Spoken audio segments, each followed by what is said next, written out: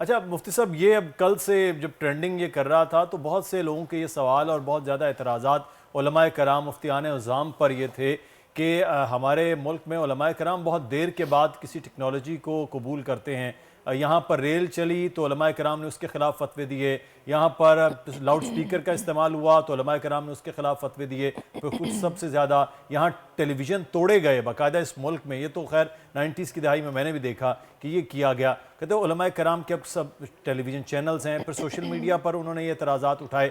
اب وہی اس قسم کے فتوے دینے کی اور اس قسم کے اعتراضات کرنے کی پہلے علماء کرام خود کرتے ہیں اور پھر اس کے بعد ان کا استعمال کرتے ہیں. یہ اعتراض کے اوپر کیا آپ کا جواب ہوگا؟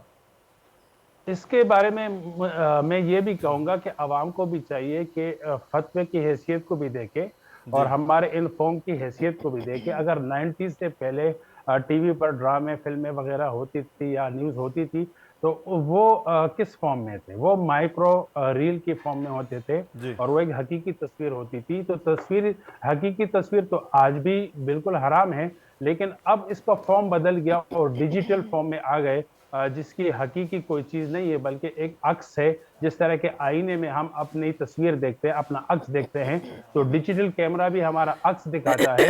اب عکس تصویر نہیں ہے تو لہذا حرام نہیں ہے. لیکن اگر اس کے ماہرین اور ٹیکنالوجی کے جو ماہرین ہیں اگر یہ کہہ دے کہ یہ مائکرو ریل کی طرح ایک عکس ہے اور حقیقی تصویر ہے تو پھر وہیں فتویٰ قائم رہے گا. اسی طرح لاؤڈ سپیکر کے بارے میں کہا جاتا ہے تو لاؤڈ سپیکر کے بارے میں بھی جب ٹیکنیکل ماہرین سے سوال ہوا کہ لاؤڈ سپیکر کی آواز یہ ریکارڈڈ آواز ہے یا یہ ریل آواز ہے تو انہوں نے اس میں جو ہے وہ تحقیق کرنے کے لیے کہا کہ ہم دیکھیں گے. جب تک انہوں نے یہ نہیں کہا کہ ریکارڈڈ ہے یا یہ ریل آواز ہے تو لہذا اگر ریکارڈڈ ہے تو اس میں تو پھر نماز نہیں ہوتی. یعنی آپ کے کہنے کا مقصد یہ ہے کہ اگر کوئی علماء کی طرف سے فتویٰ آتا ہے تو اس فتوے کی حیثیت دیکھنا بھی ظاہر ہے ہماری ذمہ داری ہے، فرض ہے، اور اس چیز کو سمجھنا پرکھنا. بہت شکریہ آپ کا مفتی صاحب، آپ ہمارے ساتھ موجود رہے اور ان شارٹ یہی آپ نے بتایا ہے کہ جو کوئی بھی کسی اس طرح کے پلیٹ فارم سے کسی طرح کی ویڈیو بنا رہا ہے، تصاویر شیئر کر رہا ہے تو اس کی نیت دیکھنی ہے.